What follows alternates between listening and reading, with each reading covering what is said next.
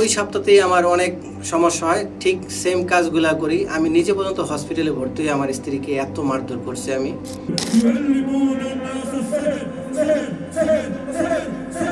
যার উপরে করা হয় সে বুঝে যে এটা কতটুকু কষ্টদায়ক।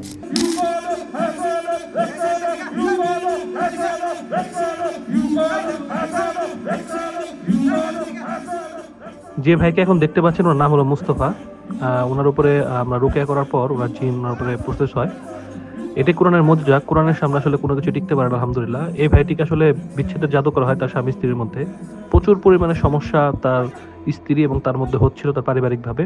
তো আলহামদুলিল্লাহ আমরা রুকিয়া করার পরে এখন তিনি পুরোপুরি সুস্থ আছে আলহামদুলিল্লাহ। তো আপনারা ভিডিওটি দেখুন, ইনশাআল্লাহ ধৈর্য সহকারে বিস্তারিত বুঝতে পারবেন।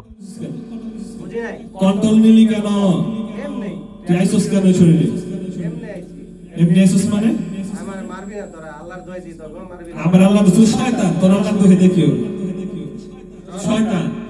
তুই বেরো, তুই শরীর থেকে বেরো। আমি যামুগা বেরো বেরো ওই সে গেলাম গা। উখরুজ উখরুজ আদল উখরুজ।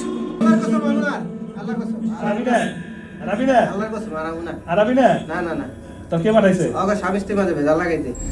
এই এত কষ্ট দিচ্ছে আমার। আমি তো কইছি ভাই যামুগা, সারা জীবনের লেগে আমু না ভাই। যা এই যে গেলাম গা, যা যা ভাগ ভাগ ভাগ। তো যে ভাইয়ের ভিডিও দেখছিলেন উনি এখন আলহামদুলিল্লাহ অনেকটা সুস্থ আছে। তো ভাইয়ের কাছ থেকে আমরা কিছু ইনফরমেশন নিব, আসলে উনি কীভাবে বুঝতে পারেন ওনাকে জাদু করা হয়েছে বা উনি আশেপাশে কীভাবে আসলেন। তো ভাই আসলে আপনার প্রবলেমটা কীভাবে শুরু হয় এবং কেন মনে হলো যে আপনি আসলে জাদুগ্রস্ত? আলহামদুলিল্লাহ, আসলে বিষয়টা আমি একটু পিছনের দিকে যাই। আমার স্ত্রীর প্রথম স্ত্রী মারা যাওয়ার 3 বছর হয়েছে গতকাল। তো এর ভিতরে আমি প্রথম স্ত্রী মারা যাওয়ার 8 মাস পরে আমি একজনের সাথে বিবাহের কথাবার্তা হয়। তো একরকম বিবাহ মানে পাকাপোক্ত হওয়ার পরে কোনো একটা কারণে বিয়ে হয় না ওই মেয়ের সাথে। তো পরবর্তীতে আমার অন্য কোথাও বিয়ে হয়।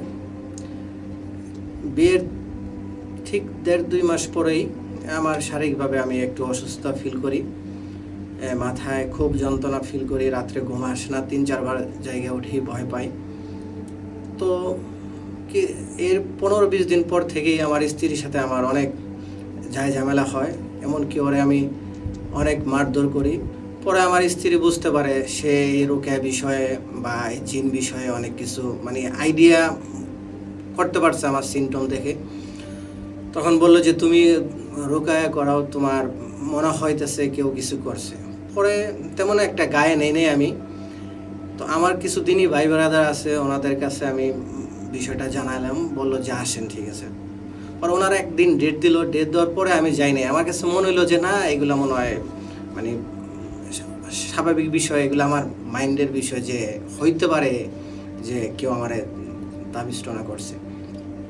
তো ওই সপ্তাহতেই আমার অনেক সমস্যা হয়, ঠিক সেম কাজগুলা করি। আমি নিজে পর্যন্ত হসপিটালে ভর্তি হয়ে আমার স্ত্রীকে এত মারধর করছি আমি। হাসপাতাল থেকে বের হওয়ার পরে আমি আমার দিনী ভাইদেরকে ফোন দিই, দেওয়ার পরে ওনাদের যে রুকিয়া সেন্টার আছে সেখানে আমি আসি। রুকিয়া সেন্টারের নাম হচ্ছে আশফা।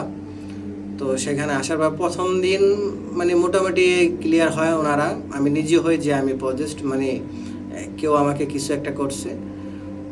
পরে আবার 3-4 দিন পরে আসি, আসার পরে আমার শরীরে অ্যাক্টিভ হয় এবং সে আমার মাধ্যমে কথা বলা শুরু করে, মানে জিন, যে আমাকে বিচ্ছেদের জন্য আমাকে জিন পাঠানো হয়েছে আমার উপরে। আমার মাথায় গিট এবং আমার পুরো শরীরে 5টা গিট দেওয়া হয় এবং স্বপ্নে আমাকে পানের সাথে সুপারির সাথে আমাকে স্বপ্নে খাওয়ানো হয়। তো এরপরে 4 বার আলহামদুলিল্লাহ 4 বার রুকিয়া করার পর ভাইদের সাথে আসা মানে নিয়ম মানার পর ভাইদের মাধ্যমে আল্লাহ তাআলা আমাকে আমার স্ত্রীকে শেফা দান করছেন। এখন আলহামদুলিল্লাহ অনেক ভালো আছি, পারিবারিকভাবে কোনো সমস্যা নেই, আলহামদুলিল্লাহ অনেক ভালো আছি। আর আমি একটা কথা বলতে চাই যে মানে যারা এই কাজগুলো করেন তারা আল্লাহকে ভয় করেন, আর মানুষের ক্ষতি আপনারা এইভাবে করবেন না, কারণ এটা অনেক কষ্টদায়ক একটা কাজ।